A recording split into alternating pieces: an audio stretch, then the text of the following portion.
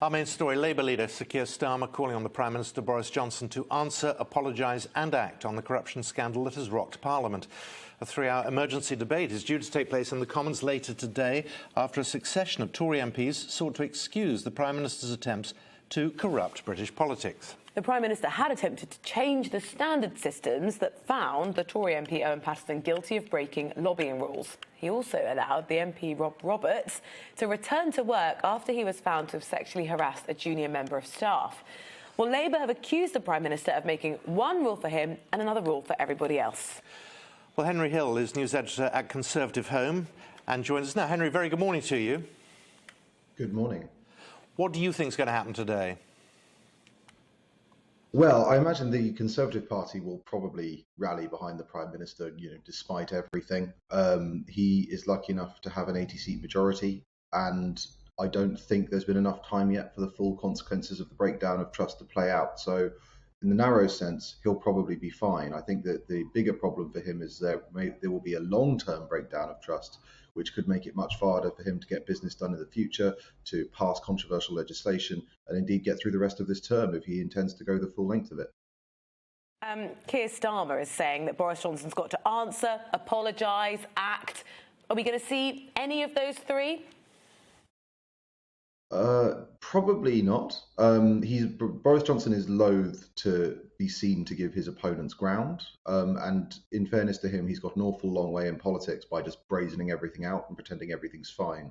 So I imagine what he'll do here is he will try as best he can to put a positive, to bluster and put a positive spin on it and just try and bulldoze his way through, make the concessions necessary to sort of get himself out of trouble. But at least in terms of his rhetoric and his language, maintain that he's done nothing wrong.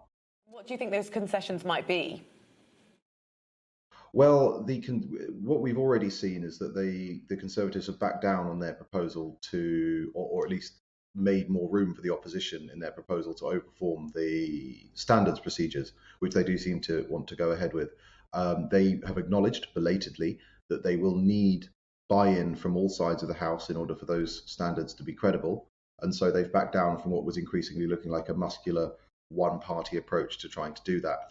What more it might take, I'm not entirely sure. It will depend in part on the strength of backbench Conservative feeling. If there was a big block of Conservative MPs prepared to vote against the Prime Minister, then he might be in serious trouble. But as of the moment, I don't think that's the case. Henry, even after the rage that has followed the comments from one cabinet minister saying that this is a storm in the teacup, that it's been put to bed, there still seems to be an unwillingness to accept the seriousness of how the public is viewing this. Well, what the party will be hoping is that ultimately a lot of these stories, not all of them, but a lot of these stories do play much more heavily for people like us who scrutinise politics professionally than they do in the wider world. The party will be thinking, right, we're probably 2 years away from the next election. How many voters, when they're going to be casting their ballot in 2023 or 2024, are going to be thinking about this? And they'll be hoping that it's not many.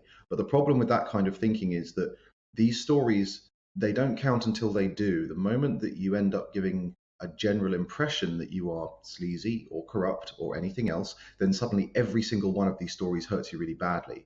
And I think the party has to be careful, and they'll be looking at their own polling, and but they have to be careful that this isn't one of those stories that actually just sinks into the public consciousness and then stains the reputation of the Prime Minister and the party. Because for the same reason that it can be quite hard to get these things to stick, it can be just as hard to get them to unstick once the public has absorbed the message. How do you sort of stop the stain? Well, I mean, that depends entirely on how bad it gets for the Prime Minister. You might think that it would be, a full apology and that kind of thing. But on the other hand, sometimes, sad as it is, I think there's research that shows that actually sometimes a full apology is what makes the public think, right, he's really guilty. And I think that's how Boris Johnson will be thinking. Look at his career. Look at how many times people have tried to pull him up for something that he's said or done, and he's ploughed his way through, and it hasn't stuck. So I suspect that that's what's underlying the government's approach. That's the Prime Minister's instinct anyway. It's worked for him in the past.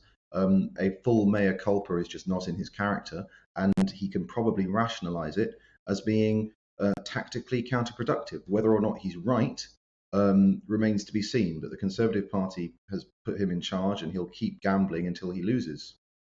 The danger of what's going on is that the damage it's causing not just to the Conservative Party, but politicians generally, to British politics. Yes, I mean, unfortunately, it's very hard to find members of the public who have a high opinion of politicians anyway.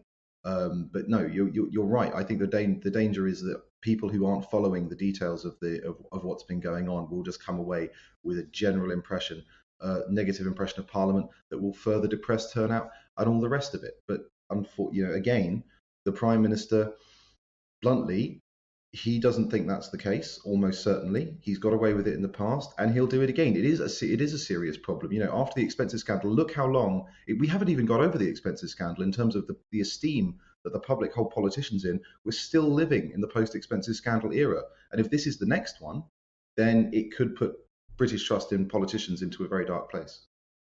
How do you think it's impacting Boris Johnson standing in the Conservative Party amongst his MPs?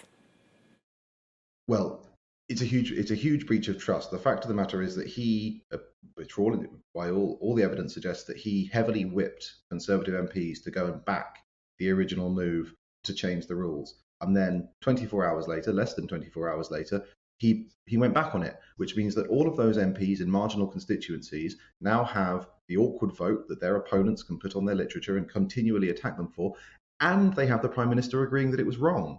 And this is a problem when you keep conducting yourself like Boris Johnson. When you send people out to bat for you, to defend controversial decisions, and then you change your mind, you make fools of them, and they're less likely to do it again. So I think there has been a big erosion of trust that will make it harder for him to get things through in future. The other blunt issue is that the basis of Boris Johnson's leadership of the Conservative Party is that he polls well. There's no sort of Johnsonites, there's no Praetorian Guard. His support's a mile wide and an inch deep. And if this continues to hurt the Conservative Party in the polls and hurt his personal poll ratings, and he no longer looks like an asset to the party, then suddenly his leadership looks very precarious. Welcome to the GB News YouTube channel. You can watch us live 24 hours a day, catch up on your favourite shows, and join in the conversation in the comments below. Don't forget to subscribe and you'll never miss any of our exclusive content.